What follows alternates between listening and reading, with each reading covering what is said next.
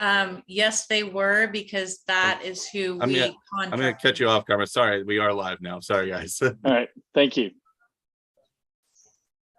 Okay, I'd like to welcome everybody to the Annapolis Transportation Board, the 17 October 2022 meeting. I'd like to begin first with an apology. I've been on my back for a good part of the last 2 weeks with a respiratory thing. And after 7 COVID tests, I'm happy to report it has nothing to do with that. We must be getting back to normal if you're getting bugs that have nothing to do with the dread disease. So I've been somewhat delinquent in attending to a bunch of things, but we'll get through things as best we can. Tara, you can survey the screen to get the attendance, and if additional people join, and I did get notes from people who either could not attend or said that they were delayed and might join late, you can add them. So I'll take a motion to approve the agenda as distributed earlier. I'll move approval. I'll move the agenda be approved. Okay. Second, anybody? Okay, seconded. And all in favor? The majority has it. All right. Secondly, minutes prepared by Tara were distributed, and if you've had a chance to look at them, I would take a motion to approve the minutes as prepared. Approve the minutes as prepared. Okay. Second? I'll second that. Okay, all in favor? Thanks so much. All right, we're in the meeting. This first item on the agenda is public participation. That goes quickly because there was none that I'm aware of. The next item on the agenda is Transportation Department update, and I see nobody on the line right now. I know there has been a change. I believe there is a new director. Is that correct, Karma? You're muted. Yeah, there we go. For some reason, my mute button's not working.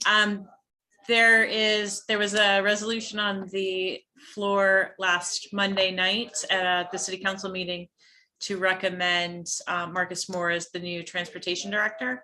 And that was a unanimous yes by the city council.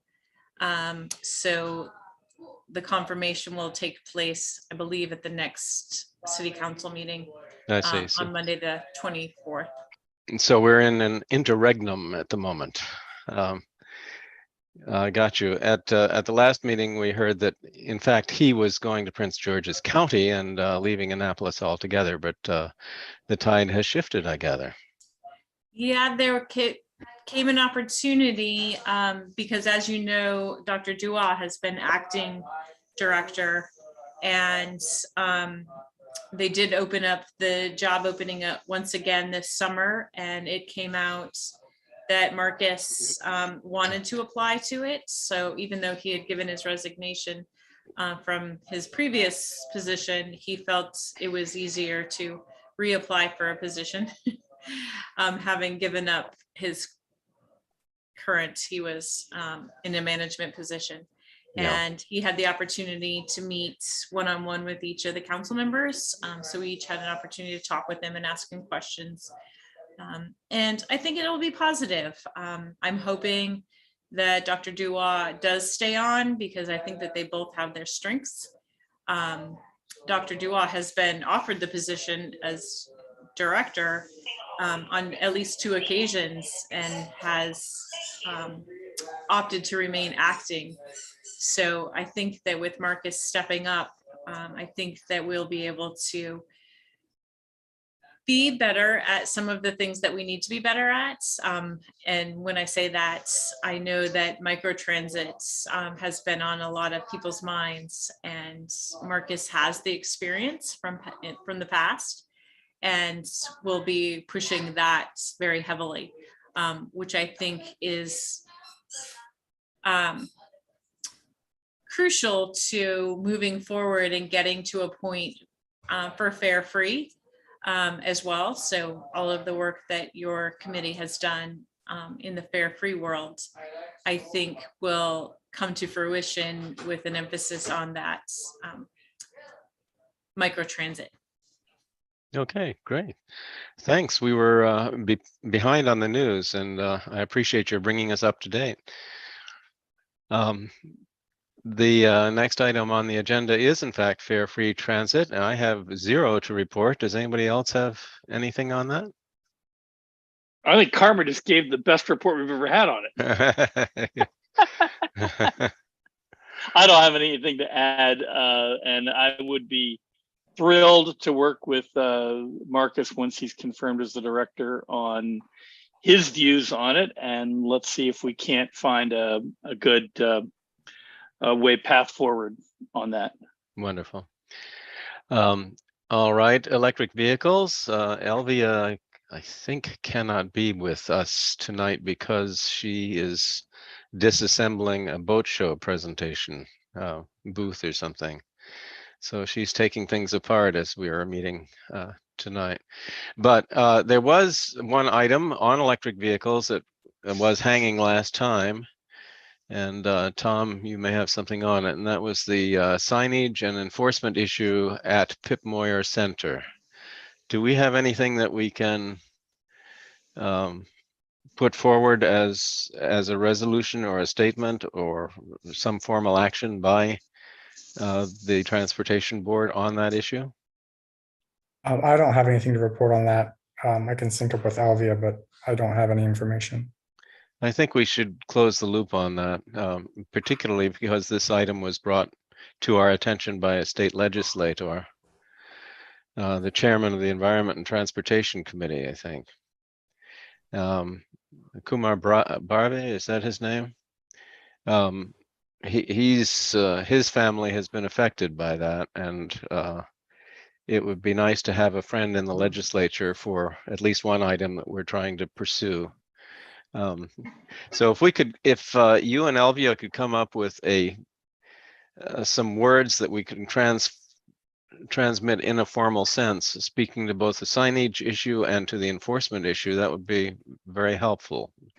Can you get together with her to do that?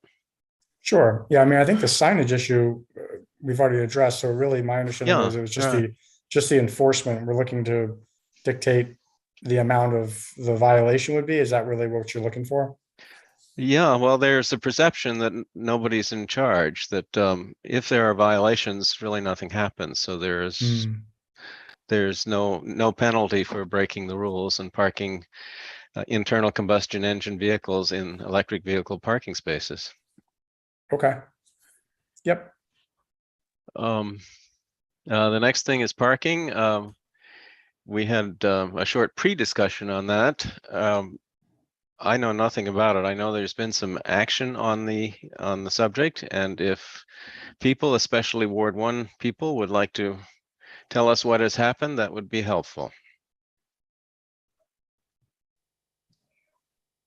Okay, I'll jump in here. And it's my perception. It isn't that I'm part of anything other than what I see around. When the new signs went up and all the business with the 2-hour free parking went away, and you had to pay even for, if somebody wanted to drop by for a cup of tea for 15-20 minutes or a half an hour or whatever, or dropping their kid off to be babysat by grandma or grandpa and all that stuff.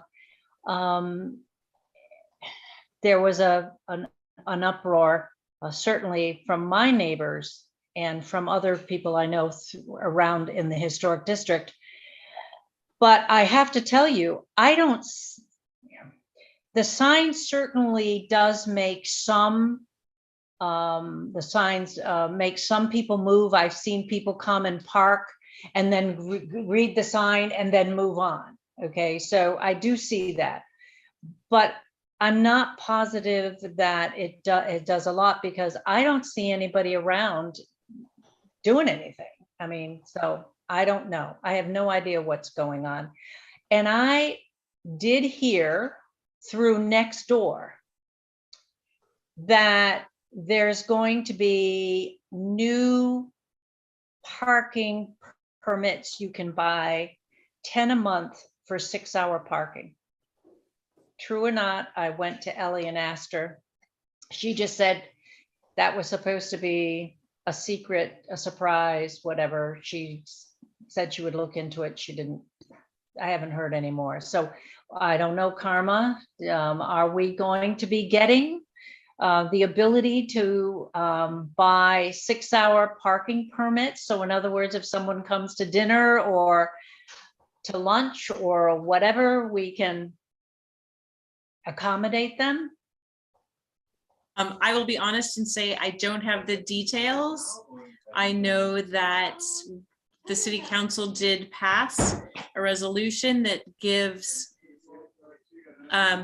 Public Works the ability to change the parking times, from a maximum of 2 hours to a maximum of up. I know that there have been a couple of discussions within the city by the city manager, the mayor. I have not received anything that indicates exactly what the 6-hour parking. I've heard talk about it. I know that they're talking about it. I know that they're trying to plan for it because people coming out and saying, where it used to be my friends could come for dinner and now they have to move their car in 2 hours. It was an unintended consequence of trying to help the downtown residents so that people that normally would have parked in the garage wouldn't be just flooding the streets. And I think that it wasn't thought through that a lot of downtown residents, friends, neighbors, and families do come to visit them and were adversely affected by it. So it's an ongoing experience, it's an ongoing plan, and I don't have the details for it. But the other issue is the parking, online parking app, whether that's what it is or not, but that we go to as residents to get our parking permits. You could also have it that there's a way that we could enter a license plate of someone who's just stopping by, not for dinner. So dinner's more than 2 hours, but suppose, they're, like I said, they're dropping their kid off and then coming to pick them up later, in the day or something like that, that you could put a parking, a license plate in and be able to, as a resident, have people still be able to use that 2-hour free parking. Now, I realize that the businesses, some of this has to do with placating the businesses, but you need to placate the residents too. I mean, somewhere along the way here. I have children that don't want anymore to come and visit me because they said, Mom, it's just too difficult. I just don't want to come. Mm-hmm. And I don't have an alternative. In fact, I don't have an alternative like saying park in the city garage and take the free shuttle. I have a son that's an amputee. He can't walk very far. He does have a prosthetic, but he still can't walk very far. And so asking him to park in the parking garage and take a shuttle and then walk down here is not easy for him. And so you've got all kinds of situations. Let me ask another question while I'm thinking about that. And I never thought of it. He has a handicap sticker, needless to say. Does that preclude him from these parking regulations, maybe? Because I know handicap has in the past elongated your parking and stuff like that, but does that? That is a very good question. I'm going to say that I do believe that is the case, that the handicap parking is above the parking, the paying for the parking. I will double check on that and get back to you for certain so that I'm not lying to you, but it has been my understanding that if you have a handicap and there's not a designated handicap parking space in the place where you're going, that you can park anywhere with the placard. But I want to double check on that before you tell him. I would appreciate that. I'd never even thought of it with him. Mhm. It's just, I've just not been happy because he says, I'm not coming. It's too difficult. Yeah. And I'd also And- say it's really important for the city, especially, Ellie, and just the online form, for you to fill that out and let them know the struggles, because a lot of this was going on and nobody was saying anything. Oh, I said something to Ellie right up front. Right. I am not quiet. Yeah, and I will tell you that the online submittal form that's on the city website, that comes to all of us. Okay. And I haven't so, filled that out. Yeah, if you fill that out, it goes to more than just to Ellie. And I think that is helpful. I will tell you, when I get one of those, I have often responded or asked the question to the correct department to try to figure it out, so that whoever is writing is not just waiting for their assigned older person, but they're actually getting answers. So I would say fill that out, especially if you have a concern or have issues of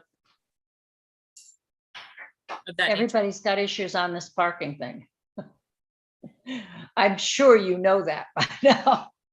Yeah, and it's funny because there are people that say it's great because now I can actually find a parking space and near my house, because prior to that, people would park there whenever they couldn't find, or didn't want to go to the garage or whatnot. So there is a small positive, and I know that there are a lot of issues, but I believe that there's a small positive in that downtown residents are finding that they can actually find a space, especially on some of those busy times. Another question, I'm just going to throw it out here as long as we're talking about this. And I asked Ellie this too, and she said, please, I've got kind of got enough.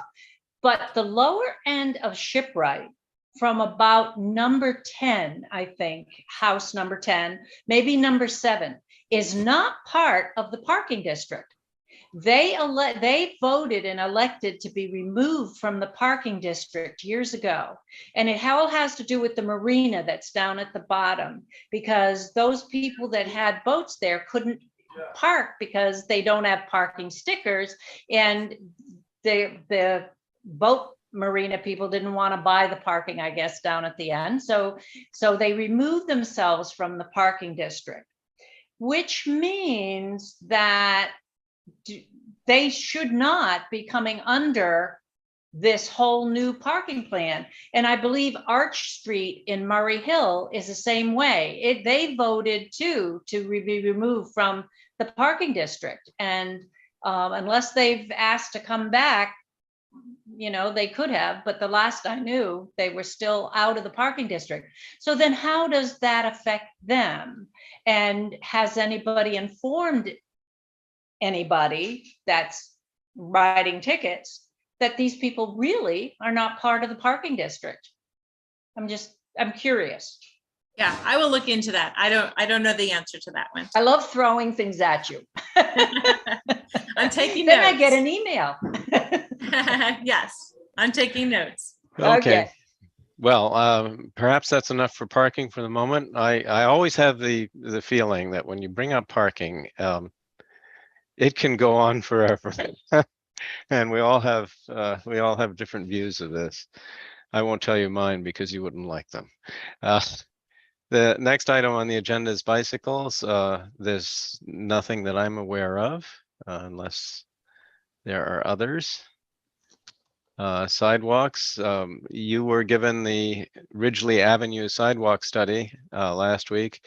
I think we have an unfinished item of business, in the sense that we should, if there is a sense this makes sense, that we should ask the state, which would be paying for this, to make their plan a little more ambitious and make it a true multimodal sidewalk rather than just rather than just a pedestrian sidewalk, since that has been called for in prior studies. And so it may be the right thing for me to do is to get a sense of this committee on whether it makes sense for us to speak to this issue. Should the Transportation Board make a recommendation to the state that as they draw up their plans to do the Ridgely Avenue sidewalk, something we all support, that it be made just a little more ambitious to provide for true multimodal support, bicycles plus pedestrians. It's a fairly heavily traveled bicycle route, and it is presently dangerous.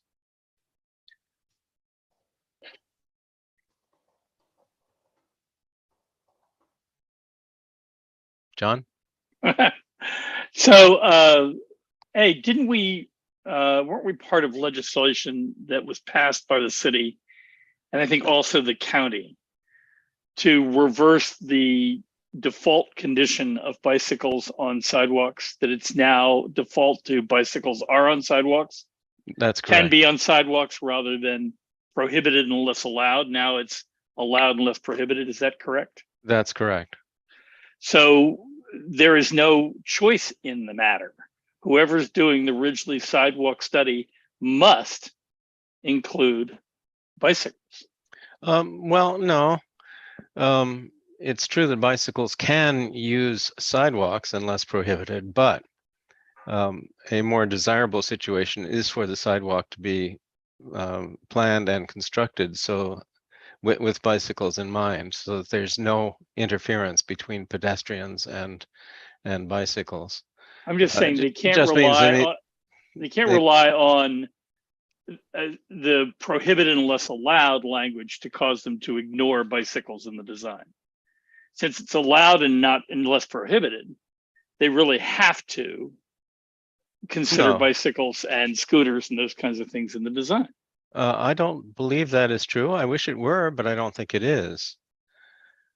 Why not? If the law now allows for it, they should be designing for what's lawful.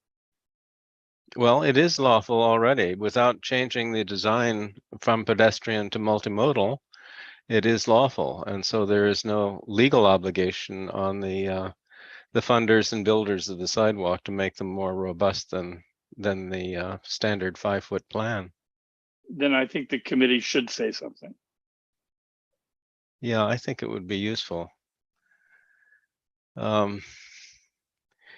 Is there a sense that I mean, I could go ahead and write something like this if there is general support for it.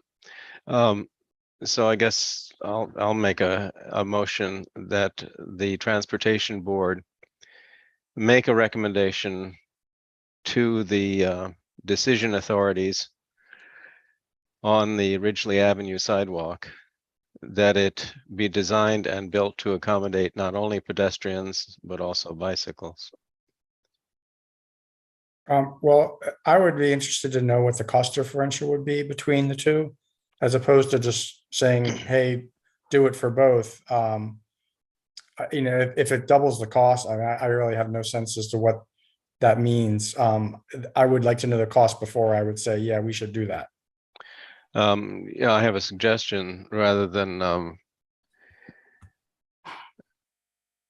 the recommendation could be softened to the extent that we recommend that be considered. And in the consideration, of course, would come cost factors as well as other things. So I think your motion needs a second. May I offer a second? All right. Tom, would that allay your concerns on that? That if it is considered, a factor in the consideration, of course, would be cost as well as engineering feasibility.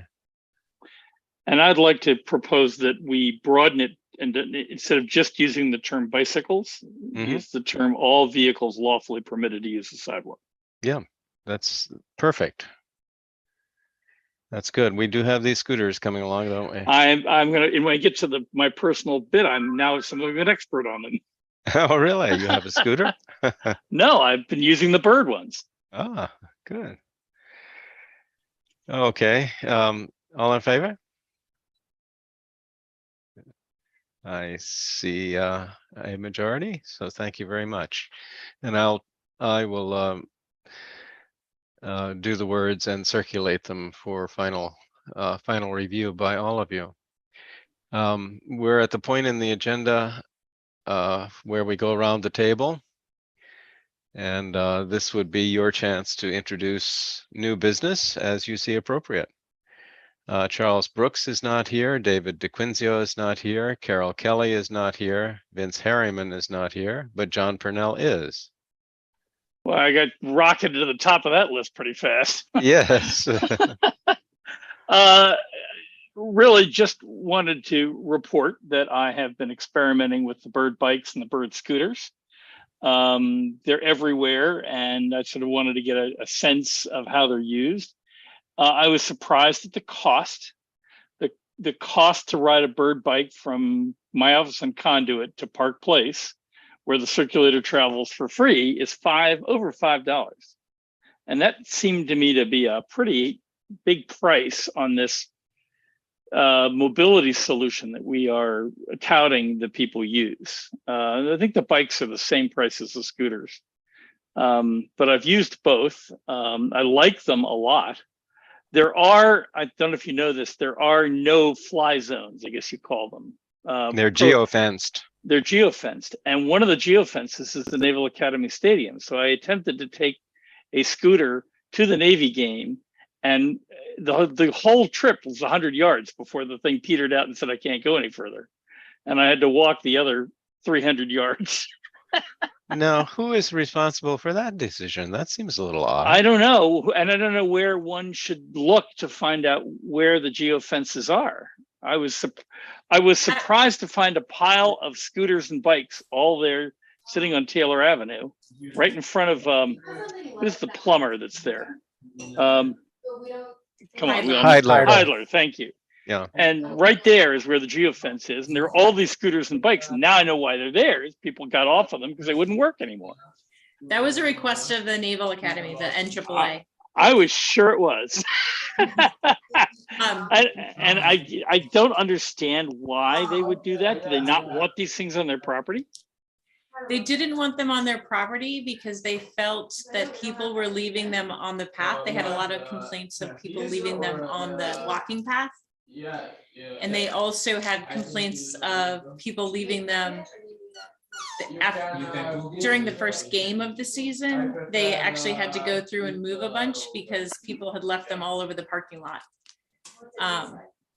And somebody backed into one because they didn't see it when they were trying to back into a parking space for tailgating. And so the Naval Academy or the NAAA made the decision that they wanted to not allow them any closer than the side streets. It's a long, yeah. Maybe I just was peculiarly long spot. Well, I figured you'd know the answer, Karma. Thank you. If there's any, we don't have a Naval Academy rep anymore, do we? Yes. Kurt?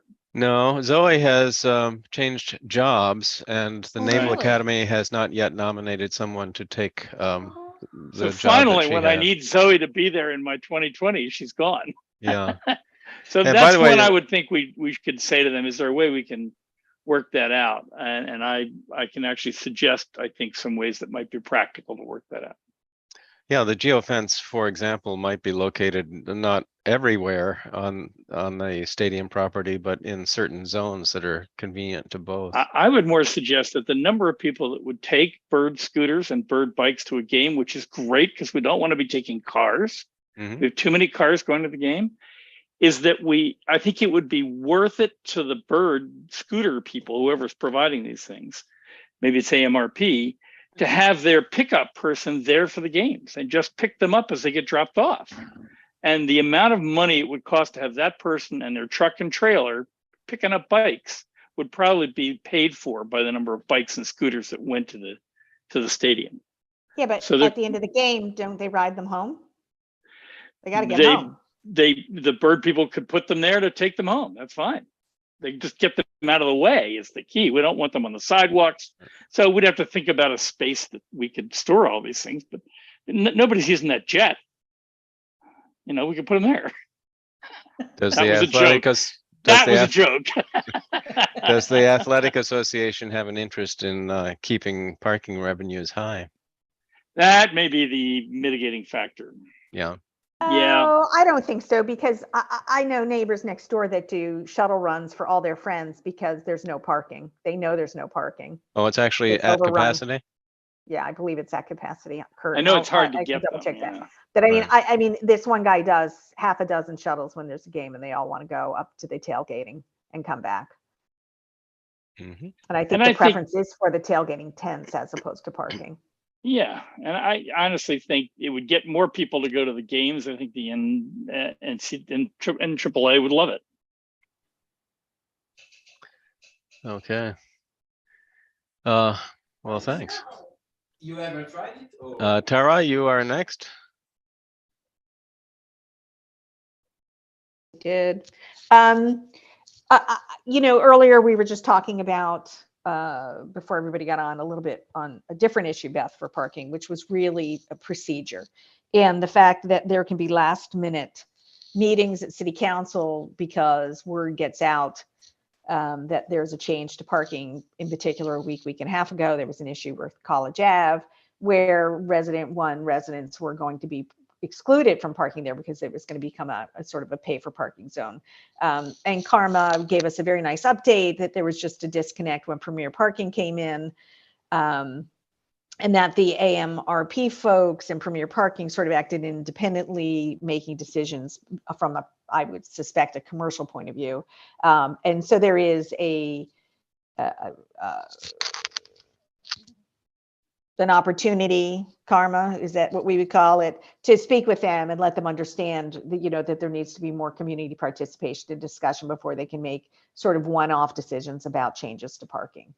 So I'll just write that up, Carmen, unless you want to add something to that, but I think I've captured it. Okay. And that was my round the table. Wonderful. Are Thank we you. done in an hour? Are we going to be done in an hour? Yeah, almost. Taylor Waters is next.